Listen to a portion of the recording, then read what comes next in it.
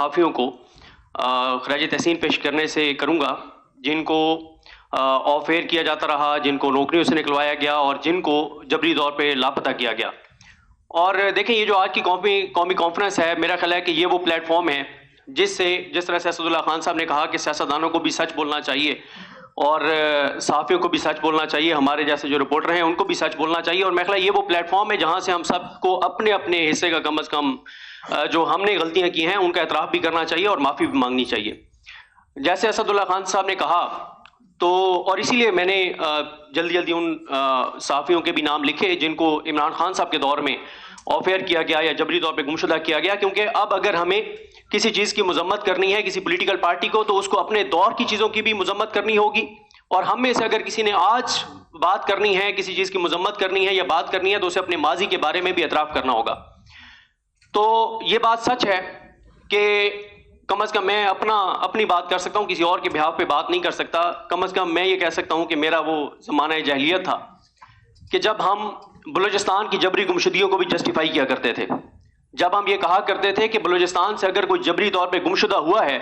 تو آخر اس نے کچھ تو ایسا کیا ہوگا کہ اس کو اٹھایا گیا ہے، ہمیں کیوں نہیں اٹھایا جاتا؟ تو اب جب پچھلے 2-3 سال میں جو کچھ پنجاب کے اندر، اسلام آباد کے اندر ہوا ہے،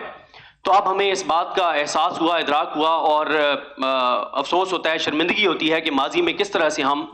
جبری گمشدگیوں کو جو ہے وہ جسٹیفائی کرتے رہے ہیں۔ شروع کے سپیکرز میں سے جب میں ابھی یہاں نہیں پہنچا تھا تو میں یوٹیوب پہ لائیو دیکھ رہا تھا اس کانفرنس کو، تو ایک سپیکر نے یہاں پر انہوں نے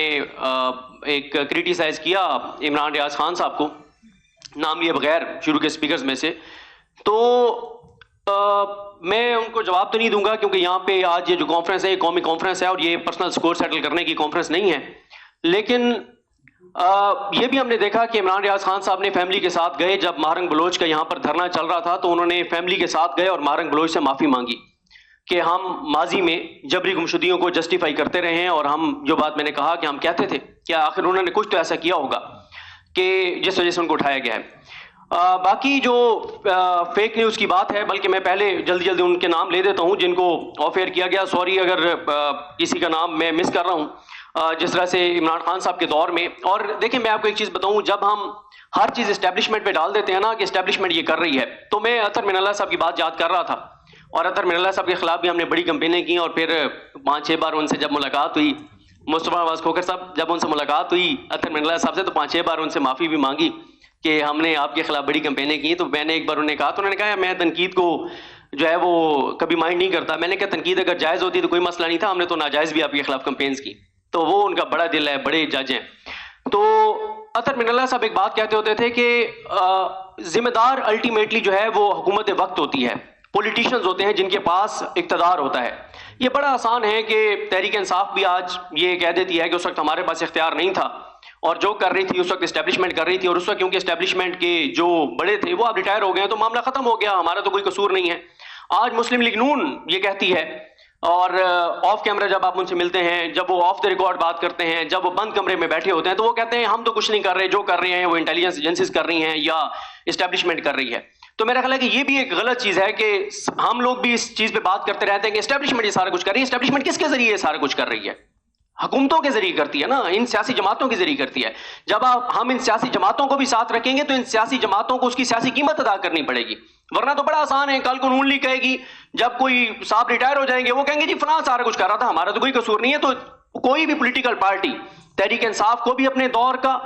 اعتراف بھی کرنا چاہیے، معافی بھی مانگنی چاہیے کہ ہاں ہم اقتدار میں تھے، ہم بے اختیار تھے، لیکن ہمیں بے اختیار نہیں ہونا چاہیے تھا۔ اور آج کی بھی جو حکومت ہے وہ اتنی ہی ذمہ دار ہے جتنی اسٹیبلشمنٹ ذمہ دار ہے۔ جو کچھ کر رہی ہے کس کے ذریعے کر رہی ہے؟ اسٹیبلشمنٹ نے جو کچھ کیا وہ قاضی فائز عیسیٰ کے ذریعے کیا، وہ شہباز شریف کے ذریعے کیا، وہ محسن نقوی کے ذریعے کیا، وہ پیپلز پارٹی کے ذریعے کیا، وہ زرداری کے ذریعے کیا، آج بھی ان سب کے ذریعے ہو رہا ہے، آج بھی جوڈیشری کے اندر لوگ بیٹھے جن کے ذریعے ہو رہے ہیں۔ تو لہٰذا ان کے بھی یہ بھی اتنے ہی ذمہ دار ہیں جتنی کہ ذمہ دار اسٹیبلشمنٹ ہے۔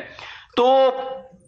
عمران خان صاحب کے دور میں حامد میر صاحب کو آف ایئر کیا گیا، نصرت جاوید صاحب کو آف ایئر کیا گیا، احمد اللہ جان صاحب کو آف ایئر کیا گیا، اور اب میں یہ جو بات کر رہا ہوں ابھی جو پچھلے 2-3 سال میں ہم نے دیکھا، سب سے بڑا تو سانحہ ہوا جب ارشد شریف صاحب کو شہید کیا گیا، اور یہ ایک میسج تھا کہ اگر آپ پاکستان میں یہ سمجھتے ہیں کہ پاکستان آپ کے لیے محفوظ نہیں ہے اور آپ دنیا میں کہیں بھی جا کے اور آپ بات کر سکتے ہیں تو آپ پہ پاکستان نہیں دنیا کی زمین بھی اب تنگ ہے. آپ دنیا میں کہیں بھی جا کر بات کریں گے تو آپ کو بات نہیں کرنے دی جائے گی. اور ارشد شریف صاحب شہید ہوئے. عمران ریاض خان صاحب جبری طور پہ گمشدہ رہے. ابھی جس طرح سے وہ پاکستان سے باہر گئے وہ پتہ ہی ہے سب کو, اور جو کچھ ان کے ساتھ کیا گیا, پہلے گرفتار ہوئے پھر جبری طور پہ گمشدہ ہوئے اور بہت زیادہ ان کو تشدد کا نشانہ بنایا گیا. سمیع رحیم صاحب اور یہ مقبول جان صاحب, متی اللہ جان صاحب اور اسد نور صاحب ہیں جو عمران خان کے دور میں بھی اٹھائے گئے اور وہ ابھی پی ٹی ایم اور پی ایم ایل این کے دور میں بھی اٹھائے گئے.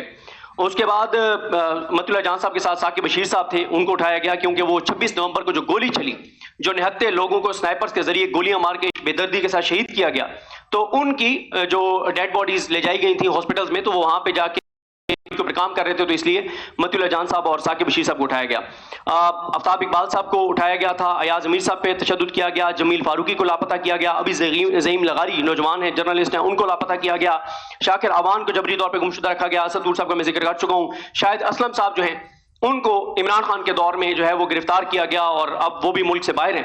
آغا شیخ سرور ڈیجیٹل میڈیا پہ کام کرتے ہیں, ان کو جبری طور پہ گمشدہ کیا گیا. اور اسی طرح سے ابھی کاشف عباسی صاحب جو ہیں وہ آفیئر ہیں, اور جو اور ایسے صحافی ہیں جن کو آفیئر کیا گیا, نوکریوں سے نکلوایا گیا, اور اب وہ ان میں سے کچھ ملک سے باہر بھی ہیں. اس میں صابر شاکر صاحب ہیں, عارف امید بھٹی صاحب ہیں, ہارون الرشید صاحب ہیں, بیرسٹر احتشام صاحب ہیں, محیط پیرزادہ صاحب ہیں, وجاہت احسان صاحب ہیں, احمد نورانی صاحب ہیں, اور یہ باقی جو پاکستان میں بھی ہیں, سمینہ پاشا صاحب ہیں, اسامہ غازی ہیں, احتشام علی عباسی ہیں, زبیر علی خان ہیں, ارمیت سنگھ ہیں. بیرسٹر سعد رسول صاحب کو آفیئر کیا گیا دنیا نیوز سے, اور اسد اللہ خان صاحب کو یہ الیکشن سے پہلے جو ہے وہ نوکری سے نکالا گیا تھا. اور نجم الحسن باجوہ ہیں, یا ابھی ایک ٹاؤٹ کو نوکری دینے کے لیے ضمیر حیدر صاحب کو ایک چینل سے ایک ٹیم سمیت جو ہے وہ فارغ کیا گیا, کیونکہ ایک ٹاؤٹ کو نوکری پہ رکھوانا تھا, اس کے لیے کال آئی تو ضمیر حیدر صاحب کو جو ہے وہ نوکری سے نکال دیا گیا. اگر آپ ڈیجیٹل میڈیا کے پلیٹ فارمز کی بات کرتے ہیں تو سیاست.پی ابھی بھی بند ہے, ایک بڑا ڈیجیٹل میڈیا پلیٹ فارم ہے. عدیل حبیب جو اس کو رن کرتے تھے وہ ملک سے باہر ہیں. حسنین رفیق نیا پاکستان پہ کام کرتے ہیں, تو ان کے گھر بھی جس طرح سے چار دیواری کا تقدس پامال ہوا, تو بہت سے نام اس میں سے میں مس بھی کر رہا ہوں گا. دیکھیں میں بس اتنا کہنا چاہوں گا کہ اگر جو تحریک تحفظ آئین پاکستان کا پلیٹ فارم ہے, ہماری بدقسمتی یہ ہے کہ ہمارے ہاں جو بھی صحافتی تنظیمیں ہوتی ہیں, جو بھی اس طرح کے پلیٹ فارمز بنتے ہیں, اسٹیبلشمنٹ ان کے اندر سے لوگوں کو مینیج کر لیتی ہے, ان کے اندر ایسے کمپرومائز لوگوں کو شامل کر دیا جاتا ہے. ورنہ یقین کریں, اگر آج میں سب سے پہلے اپنے صحافتی تنظیموں کی بات کروں, اگر آج صحافتی تنظیمیں صحافیوں کے ساتھ سنسیئر ہو جائیں تو میں آپ کو چیلنج سے کہتا ہوں کہ کسی ایک صحافی کو کوئی ہاتھ بھی نہیں لگا سکتا. لیکن مسئلہ کیا ہے؟ مسئلہ یہ ہے کہ ہماری صحافتی تنظیمیں بھی کمپرومائزڈ ہوتی ہیں, ان کے لوگ بھی کمپرومائزڈ ہوتے ہیں. وہ اگر نعرے لگا رہے ہوتے ہیں, تقریریں کر رہے ہوتے ہیں, تو وہ بھی کسی کی ایما پر, کسی کی آشیرواد سے, کسی کی اجازت سے کر رہے ہوتے ہیں. آج اگر صحافتی تنظیمیں یہ اعلان کر دیں کہ اگر کسی صحافی کو, دیکھیں غلط میں بھی بات کر سکتا ہوں, میں کوئی ایسی چیز ہو سکتی ہے جو کوئی کہے کہ یار یہ فیکٹس کے مطابق نہیں ہے, یہ فیک نیوز ہے, تو قانون موجود ہے, یہ پیکا والے نہیں, دیگر قوانین موجود ہیں, آپ قانون کے مطابق کارروائی کریں. لیکن مسئلہ ہے جبری گمشدگیوں ہوگا. تو آج اگر صحافتی تنظیمیں یہ اعلان کر دیں کہ آج کے لمحے, اس لمحے کے بعد اگر کسی کو جبری طور پہ گمشدہ کیا گیا یا غیر قانونی طور پہ حراست میں لیا گیا, تو ہم ڈی چوک پہ دھرنا دیں گے, ہم سڑکوں پر آئیں گے, تو ایک بھی صحافی کو کوئی ہاتھ نہیں لگائے گا. اور اسی طرح سے تحریک تحفظ آئین پاکستان ہے. میں یہ سمجھتا ہوں کہ اگر آپ اس وقت پاکستان کے حالات دیکھیں, میں تو یہ فروری کے مہینے میں بہت زیادہ ٹریول کیا, اور جب میں لوگوں سے جا کے ملا ہر جگہ, تو ایک یہی امید نظر آتی ہے کہ پاکستان کے لوگوں میں شعور آ چکا ہے. پاکستان کے لوگوں کو, آپ اسلام آباد سے شروع ہوں, آپ اندرون سندھ چلے جائیں, آپ بلوچستان کے کسی علاقے میں چلے جائیں, آپ کے پی کے میں چلے جائیں, آپ کہیں چلے جائیں, آپ اس علاقے میں چلے جائیں جہاں پہ بجلی بھی نہیں ہے, وہاں رہنے والے پاکستانی سے بھی جا کے پوچھیں کہ پاکستان کے مسائل کا سبب کون ہے, کون پاکستان کے ساتھ یہ سب کچھ کر رہا ہے, تو اس کو بھی پتا ہے کہ کون یہ سب کچھ کر رہا ہے. تو یہ تو آپ سب کو پتا ہے, اور ظاہر ہے یہاں بڑے بڑے نام بیٹھے ہیں, محمود خان نجگزئی صاحب, شاہد خان عباسی صاحب, اور اسد کیسر صاحب. مسئلہ یہ ہے کہ سب کو پتا ہے, بیماری کا بھی پتا ہے, اور اس کو ڈائگنوز بھی کر لیا گیا ہے, اس کا علاج بھی پتا ہے. لیکن مسئلہ یہ ہے کہ ہمارے جتنے بھی بڑے پلیٹ فارم بنتے ہیں, اس میں سے ہی لوگ ٹوٹ جاتے ہیں, کمپرومائزڈ ہوتے ہیں, وہ اندر سے ہی اداروں کے ساتھ ملے ہوئے ہوتے ہیں. لیکن میں یہ سمجھتا ہوں کہ اس وقت پاکستان جس جگہ پہ پہنچ گیا ہے, جو حالات ہیں, کہ آپ تین ہی راستے ہوتے ہیں نا. ایک یہ ہوتا ہے کہ آپ ووٹ کے ذریعے میں کہا جاتا تھا کہ یہ جو دہشت گرد ہیں, یہ جو بندوق اٹھاتے ہیں, یہ غلط کرتے ہیں, یہ سیاست میں آئے, اپنا ایجنڈا بتائیں, ووٹ لیں, اور آگے حکومت بنائیں, اور اپنے جو وہ سمجھتے ہیں کہ ہم نے اس طرح سے ملک کو چلائیں. تو آپ نے 8 فروری کو بتا دیا کہ آپ ووٹ کے ذریعے بھی آپ اس ملک میں تبدیلی نہیں لا سکتے, جو آپ کو آئین نے اختیار دیا ہے. پھر دوسرا یہ ہوتا ہے کہ آپ کہتے ہیں کہ اچھا میرا مینڈیٹ چوری ہوا ہے یا میرے ساتھ زیادتی ہوئی ہے، میرے ساتھ ناانصافی ہوئی ہے، میں عدالتوں میں جاؤں گا. تو وہ بھی آپ نے جسٹس یحییٰ خان کو لگا کر اور جس طرح سے 40-45 جج آپ نے بھرتی کیے ہیں، اور میں تو مسلسل یہ حوالہ دے رہا ہوں کہ ہمارے دوست ہیں اسد ملک ڈان سے،